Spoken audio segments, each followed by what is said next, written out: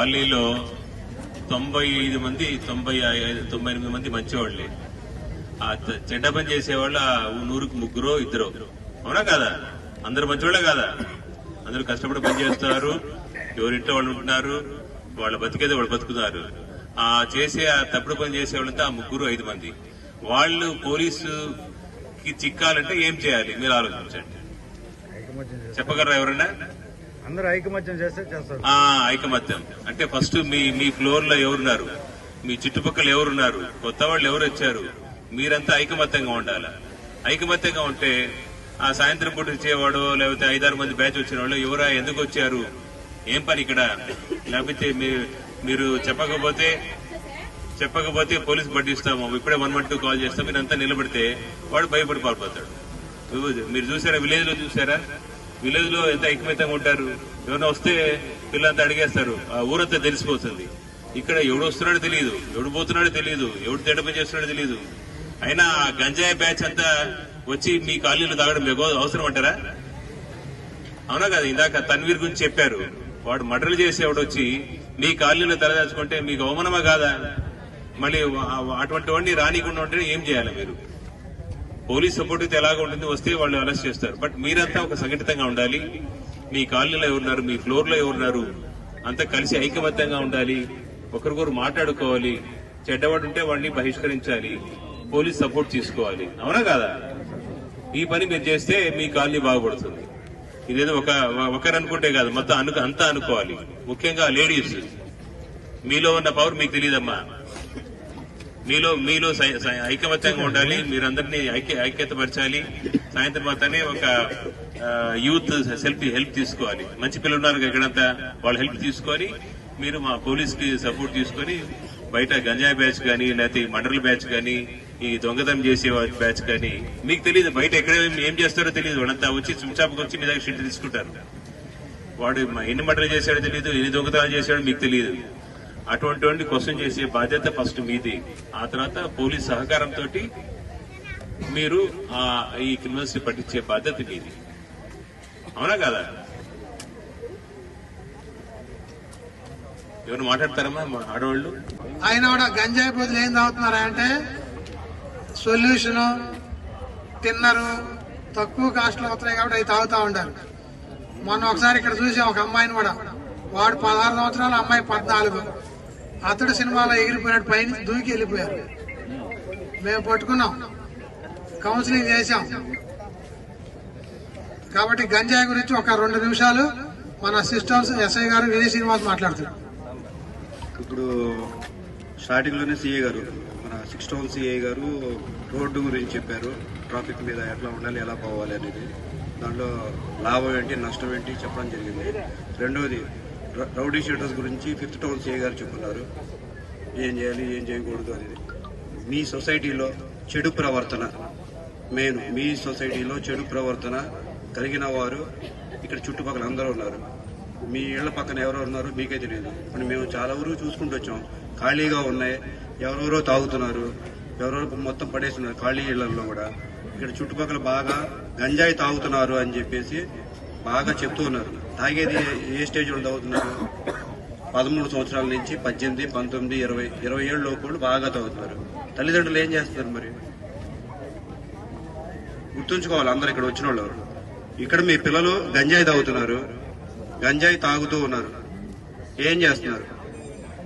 మార్చుకోవాలనుకుంటున్నారు. మా స్టేషన్లకు వస్తున్నారు, సార్ మా అబ్బాయి గంజాయి తాగుతున్నాడు, సొల్యూషన్ తాగుతున్నారు, అవి అన్ని చెప్తూ ఉన్నారు.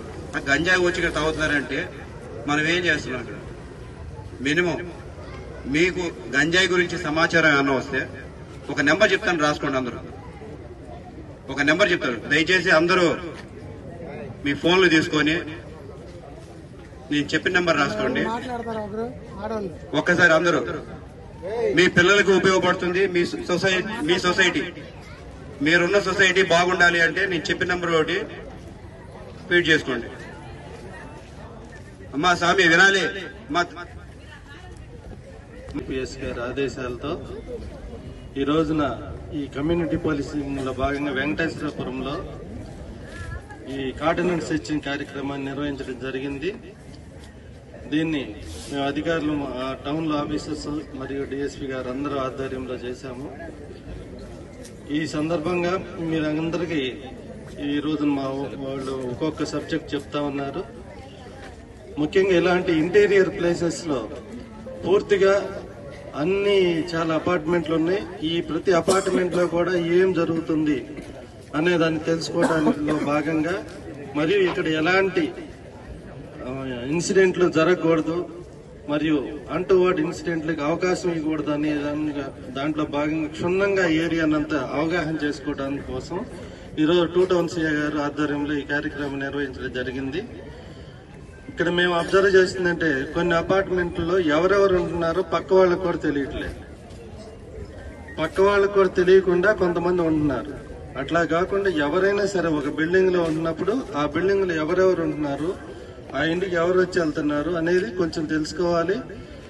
వాళ్ళకి ఏదైనా అనుమానం వచ్చినప్పుడు 112 కాల్ 112 ఫోన్ చేసి మాకు ఇక్కడ కొంచెం సస్పీషియస్ గా ఉంది, ఇక లేడీస్ వచ్చిపోతా ఉన్నారు, లేకపోతే గంజాయి మూవ్మెంట్ ఉంది, లేకపోతే ఏదన్నా దొంగతనము ఏదన్నా బైకులు దొంగతనం చేసి ఇక్కడ పెట్టారని అనుమానంగా ఉంది, లేకపోతే స్టోలెన్ ప్రాపర్టీ ఏమన్నా ఉండే అవకాశం ఉంది అని మీకు ఏమాత్రం అనుమానం వచ్చినా అది 112 కాల్ చేసి చెప్పాలి.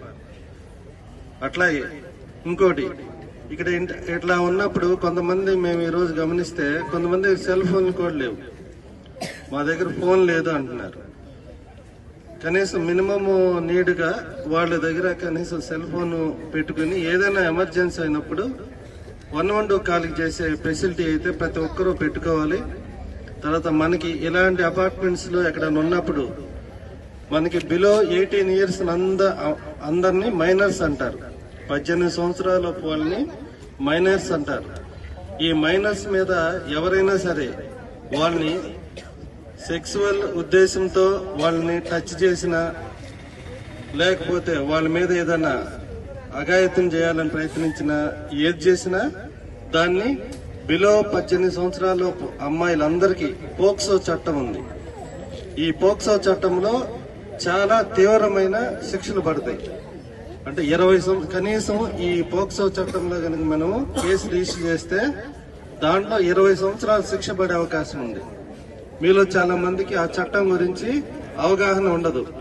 ఈ పోక్సో చట్టం ప్రకారం ఏంటంటే ఎవరైనా అమ్మాయి మీద 18 సంవత్సరాల లోపు అమ్మాయి మీద ఎవరైనా సరే ఏ విధంగా అయినా అమ్మాయిని సెక్సువల్ గా మాట్లాడటం, నువ్వు బాగున్నావు అది ఇది నువ్వు వస్తావా ఇట్లా మాట్లాడటం, లేకపోతే సెక్సువల్ ఉద్దేశంతో టచ్ చేయటం, లేకపోతే వాళ్ళ మీద ఏదైనా అఘాయిత్యం చేయటం, లేకపోతే వాళ్ళని ప్రేమ పేరుతో ఎవరైనా వాళ్ళని ప్రేమిస్తున్నానని పెళ్లి చేసుకుందాం మీ ఇంట్లో నుంచి వచ్చేయని తీసుకెళ్లిపోవటం, అలా చేసినా సరే 18 సంవత్సరాల అమ్మాయిలకి వాళ్ళకి మెచ్యూరిటీ ఉండదు. కాబట్టి తల్లిదండ్రులే కంప్లైంట్లు.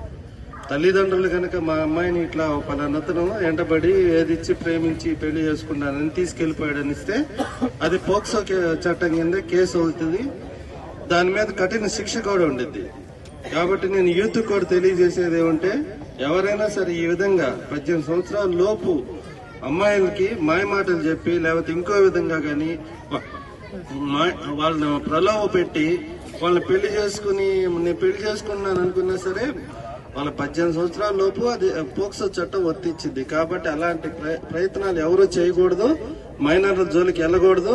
ఒకవేళ ఎవరైనా తల్లిదండ్రులకు కానీ ఎవరైనా వీళ్ళకి కానీ 18 సంవత్సరాల లోపు వాళ్ళకి బాల్య వివాహాలు అంటారు, వాటిని పెళ్లి కూడా చేయకూడదు.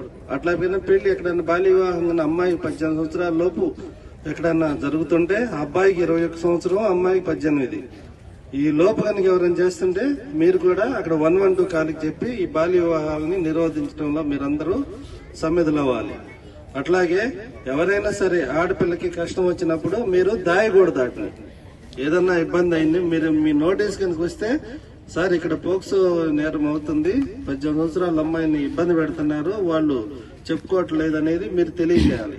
అట్లాగే కొన్ని ఇళ్లలో వృద్ధులు ముసలోళ్ళు ఉంటారు, వాళ్ళు ఈ పిల్లల్ని చిన్న చిన్న పిల్లల్ని టచ్ చేయడం ఇంకో విధంగా అట్లా ఇబ్బంది పెడతా ఉంటారు. అలాంటివి జరిగినా సరే మీ నోటీస్కి వచ్చినప్పుడు ఇమ్మీడియట్ గా చెప్తే మేము అలాంటి వాళ్ళని తీసుకెళ్లి వాళ్ళ మీద కేసులు పెట్టి అట్లాంటిది ఇన్సిడెంట్ ఈ సమాజంలో జరగకుండా చూస్తాం. కాబట్టి మీరు ఏదైనా లేడీస్ మీద ఎలాంటి ఏదైనా జరిగితే మీరు దాయకుండా ఖచ్చితంగా తెలియజేయాలి. ఇప్పుడే మనకి 5th టౌన్ సిఐ గారు చెప్పారు. ఏమండి ఇక్కడ రౌడీ షీటర్లు వచ్చి ఉన్నా సరే మీరు ఆ విషయాన్ని కనీసం నెల కూడా ఈ పోలీస్ డిపార్ట్మెంట్ కానీ లేకపోతే మాకు ఎవరికి తెలియకుండా దాచిపెట్టారు. అట్లా కాకుండా ఏది జరిగినా సరే మీ ఏరియాలో వెంకటేశ్వరపురం కాలనీలో ఏదన్నా చిన్న తేడా కనుక వస్తే వాళ్ళు ఇమ్మీడియట్ గా పోలీసులు చెబుతారనే భయం ఉంటే మీ ఏరియాలో ఎలాంటి ఇన్సిడెంట్లు జరగవు.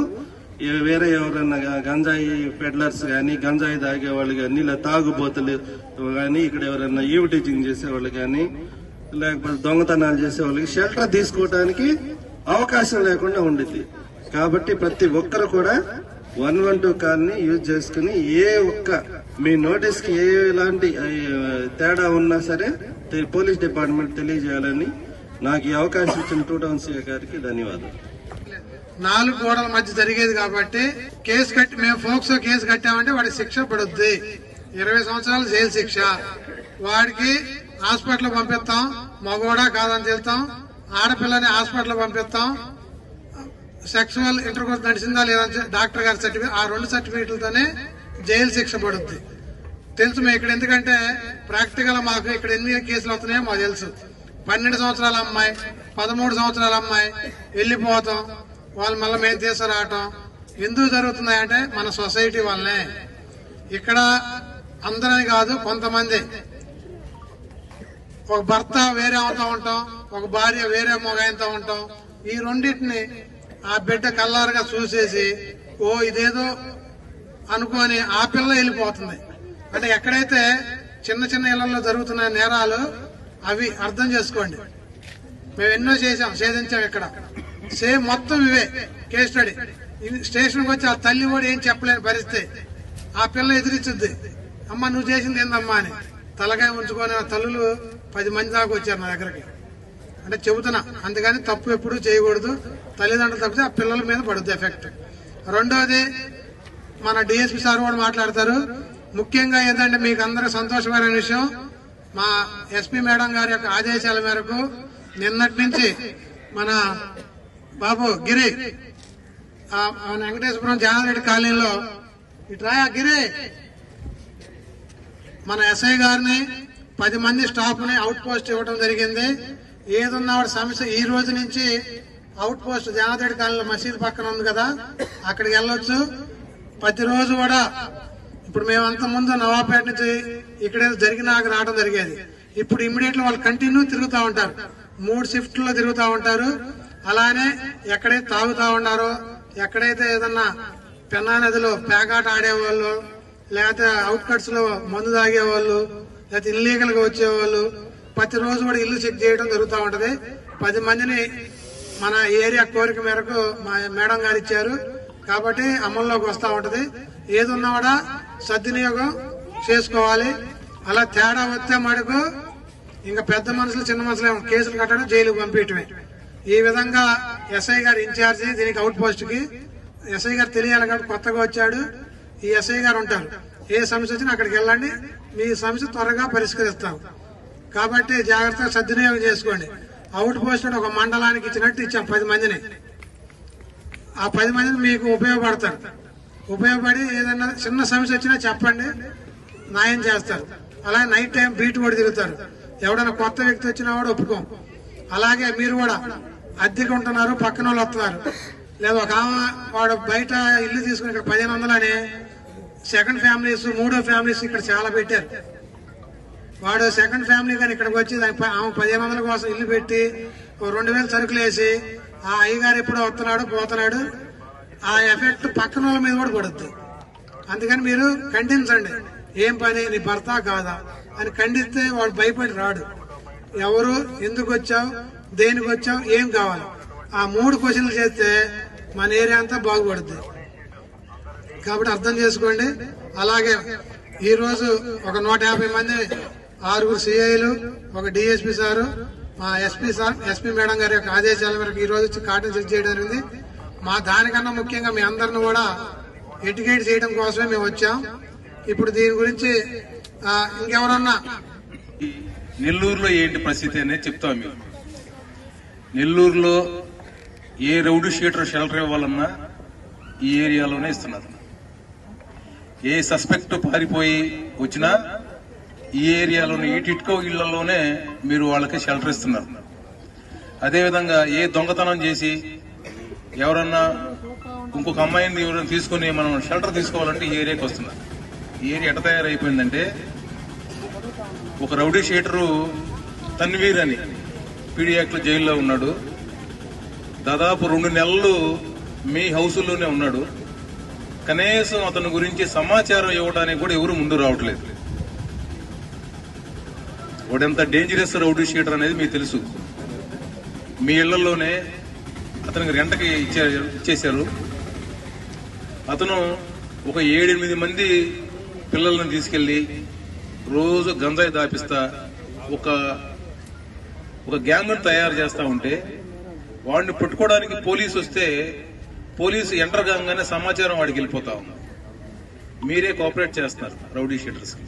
దానివల్ల ఏమవుతుంది అంటే, సొసైటీ మీ పిల్లలు ఎవరైతే స్థానికంగా ఉంటున్నారో ఆ పిల్లల్ని ఒక గ్యాంగ్ గా తయారు చేసి రోజు వాళ్ళకి గంజా తెచ్చి వాళ్ళ చేత తాగిచ్చి వాళ్ళకి మందు సప్లై చేసి ఈ పిల్లలంతా వాడు చుట్టూ తిరుక్కునే విధంగా ఒక గ్యాంగ్ ను తయారు చేసి వాడు టౌన్ లోకి వచ్చి రౌడీ యాక్టివిటీ చేస్తా ఉన్నాడు, మర్డర్లు చేస్తా ఉన్నాడు, బెదిరిస్తా ఉన్నాడు, సెటిల్మెంట్ చేస్తా ఉన్నాడు.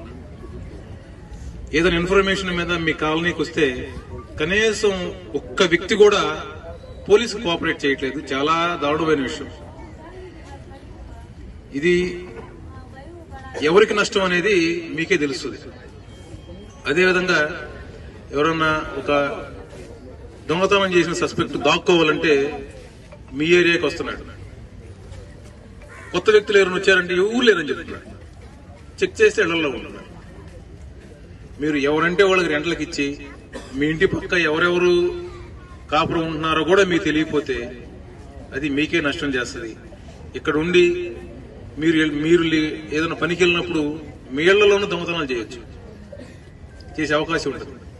సో ఇట్లా సంఘ వ్యతిరేక శక్తులకి గురించి పోలీసు వచ్చినప్పుడు దయచేసి పోలీసుకి కోఆపరేట్ చేయండి. వాళ్ళకి హౌస్ కి ఎటువంటి పరిస్థితుల్లోనూ వాళ్ళకి ఇవ్వద్దు. జెన్యూన్ గా ఏదన్నా పని చేసుకునే ఫ్యామిలీస్ ఉంటేనే మీ దగ్గర హౌస్ రెంట్కే ఉంది. అదేవిధంగా రీసెంట్ గా నెల్లూరు రూరల్ పడారుపల్లి ఏరియాలో ఒక మర్డర్ జరిగింది. పెంచులయ్య మర్డర్ జరిగింది. పెంచులయ్య మర్డర్ జరిగితే మర్డర్ చేసిన వెంటనే వాళ్ళు వచ్చి అర్ధరాత్రి 12 గంటల 11:30 వరకు మీ ఏరియాలో తలదాచుకున్నారు. వాళ్ళు వచ్చి ఇక్కడికి వచ్చి ఫుడ్ తీసుకుని బిర్యానీలు తెప్పించుకుని మందు తాగిన విషయం కూడా మీకు అందరూ తెలుసు, మాకు మాత్రం తెలియదు. ఈ ఏరియాలో మీకు అందరూ తెలుసు. వాళ్ళు 10 మంది కూర్చుని ఒక ఇంట్లో కూర్చుని వాళ్ళందరూ విందులు వినోదాలతో మునిగి తేలి మందులు గిందులు తాగి శుభ్రంగా బళ్ళు పెట్టుకుని అంతా హ్యాపీగా ఉంటే వాళ్ళ పేర్లు, వాళ్ళు ఎక్కడి నుంచి వచ్చారు అనేది మీకు అందరూ తెలుసు. మేము మీ చుట్టూనే తిరుగుతా ఉన్నాం. ఈ కాలనీ చుట్టూ ఎవరు కనీసం ఇన్ఫర్మేషన్ కూడా ఇవ్వట్లేదు.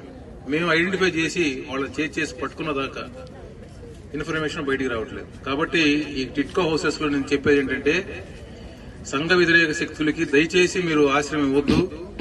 వాళ్ళు ఏదన్నా మీ ఏరియాలో తలదాచుకున్నప్పుడు కంపల్సరీగా పోలీసుకి ఇన్ఫర్మేషన్ ఇవ్వండి. చట్టపరంగా మేము చర్యలు తీసుకుంటాం. దానివల్ల మీకే ఎక్కువ లాభం ఉంటుంది. మీ పిల్లలు వాళ్ళ బాటలో పడకుండా, వాళ్ళ బాటలో పోకుండా జాగ్రత్త చదువుకుని వృద్ధిలోకి వస్తారు. మీరు కనుక దాన్ని ప్రోత్సహిస్తే ఆటోమేటిక్ గా ఇక్కడ దొంగతనాలు ఎక్కువైపోతాయి, రౌడీ యాక్టివిటీస్ ఎక్కువైపోతాయి. భవిష్యత్ తరాలు, ఈ చదువుకునే పిల్లలు వాళ్ళ భవిష్యత్తు ప్రశ్నార్థకంలో పడుతుంది. కాబట్టి ఈ విషయాన్ని అందరూ గమనించాలి. నేను అవకాశం ఇచ్చిన డిఎస్పీ గారు. నా పేరు మమత సార్. నా పేరు మమత. ఇక్కడ మీరు చూడాల్సింది ఆధార్ కార్డు కాదు సార్, రేషన్ కార్డు చూడండి. ఎవరెవరు ఫ్యామిలీస్ ఉన్నారా లేదా అప్పుడు అర్థమవుతుంది సార్. ఎవరు పడితే వాళ్ళు పైకి వస్తున్నారు, తాగుతున్నారు, రచ్చ చేస్తున్నారు. ఆ ఇళ్లకి 4 సపోర్ట్ ఇస్తున్నారు. మళ్ళా ఒక్కరున్న ఒక్క ఫ్యామిలీ ఉన్న వాళ్ళు అడగలేకపోతున్నాము. ఇవే సార్ ఇక్కడ జరిగేది. ఎవరు మొగుడో ఎవరు పెళ్ళామో అర్థం కావడం లేదు. ఎవరెవరో వస్తున్నారు, ఎవరెవరో పోతున్నారు. ఎవరిని ఏం అడగలేకపోతున్నాము. ఏదైనా అడిగామంటే మా మీదకి గొడవకు వస్తున్నారు. ఆ ఫ్యామిలీకి ఇంకో 4 ఫ్యామిలీస్ తోడవుతాయి. వాళ్ళకి సపోర్ట్ ఇచ్చుకుంటారు. ఒంటరిగా ఉన్న వాళ్ళని ఏం మాట్లాడలేకపోతున్నాం సార్. ఇవన్నీ కూడా అవేర్నెస్ కల్పించేది అదే. క్వశ్చన్ చేయకపోతే ఎవడు ఏంది ఎందుకు వచ్చావు ఎక్కడికి వచ్చావు అని అడగకపోతే ఇలానే ఉంటది. వాడు పక్కింటికి పోయి మన ఇంటికి కూడా వస్తాడు. పొరపాటున మనం తలుపు తీసామనుకో నేరాలు జరుగుతాయి. పొరపాటున అరిస్తే బై మిస్టేక్ పక్కింటికి పోయి ఇక్కడికి వచ్చా ఉంటారు. అందుకని ప్రతి ఒక్కరు రావాలి, చైతన్యం రావాలి. ఇక్కడ రెవెన్యూ వాళ్ళు కానీ మున్సిపల్ వాళ్ళు కానీ అద్దెకిళ్ళల్లో ఇవ్వడం వల్ల ఇలా జరుగుతుంది. అసలు ఓనర్లు బయట ఉంటున్నారు, అద్దెకి ఇసుకొని ఉంటున్నారు. కాబట్టి ఇంకెవరైనా మాట్లాడే ఉన్నారా? Eagle team toll free number ఇది 1446 సారీ 1972 ఈగల్ 1972 ఇది ఈగల్ అండి. ఇక్కడ చుట్టుపక్కల మీరు ఆ టోల్ ఫ్రీ నంబర్ కొట్టారంటే దీనికి ఎటువంటి ఛార్జ్ ఏమి ఉండదు. ఈ నంబర్ కి మీరు డయల్ చేస్తే మీ యొక్క ఇన్ఫర్మేషన్ మీ యొక్క సమాచారం ఎవరికి చెప్పరు. ఇక్కడ తాగుతున్నారు అంటే సపరేట్ నిఘా పెడతారు, వాళ్ళని తీసుకొని వెళ్తారు. దయచేసి వినండి. 1972 ఇప్పుడు మా తాగుతున్నారు కదండి మా పిల్లలు. ఇప్పుడు మీరు ఏం చేయాలి? మేము తాగుతున్నారు ఏం చేయాలి? ఇప్పుడు ఎక్కడైనా తీసుకెళ్లాలా, ఎవరైనా చెప్పాలా అని బాధపడుతూ ఉంటారు, మనోవేదంతో ఉంటారు. వాళ్ళకు కూడా ఒక నెంబర్ చెప్తాను. రిహాబిలిటీ సెంటర్స్ ఉన్నాయి, తిరుపతిలో ఉంది. ఇది 1446 టైప్ చేసుకోండి, ఒకసారి మొబైల్లో ఫీడ్ చేసుకోండి. గంజాయి తాగుతున్న వాళ్ళు మా పిల్లల్ని మేము బాగు చేసుకోవాలి అనుకుంటే రిహాబిలిటీ సెంటర్స్ ఉంది. ఇది ఫ్రీ ఆఫ్ కాస్ట్, ఎటువంటి ఖర్చు ఏమి ఉండదు. తిరుపతిలో ఉంది, ఫీడ్ చేసుకోండి. ఇది 1446 1446 ఈ నంబర్కి మీ తాగుతున్నారు మా పిల్లలు మార్చుకోవాలి అనుకుంటే అక్కడికి తీసుకెళ్ళండి, ఫోన్ చేయండి, అక్కడ తీసుకెళ్లి జాయిన్ చేయండి. మారుతారు చాలా వరకు. దయచేసి అర్థం చేసుకోవాలి. తాగుతున్నారు చుట్టుపక్కల మనం మార్చుకోవాలి మన సమాజాన్ని అనుకుంటే 1972 ఈగిల్ దాన్ని డయల్ చేయండి. లేదు ఇప్పటికిప్పుడు చేయాలంటే మీకు 112 కాల్స్ ఉన్నాయి కదా, 112 చేయండి. పోలీసులు వచ్చి మా పని మేము చేసుకుపోతాం. అలాగే 1972 కూడా చేయండి. ఇంతకన్నా చెప్పేది ఎవరు రారు. మీ సమాజాన్ని మన సమాజాన్ని మనమే మార్చుకోవాలి. పోలీసులో ప్రతి 1000 మందికి ఒకళ్ళు ఉన్నారు. ఇక్కడ చేయాలి అంటే మీరు కూడా రావాలి, మేము చేయాలి. చరిత్ర సృష్టించినోడు ఇప్పుడు ఆ చరిత్రని తిరగరాయబోతున్నాడు. అబద్ధాల గోడల్ని బద్దలు కొట్టి నిజాలను రాగా మీ ముందుంచబోతున్నాడు. నిజమైన వార్తల కోసం వెంటనే డౌన్లోడ్ చేసుకోండి రా యాప్ని.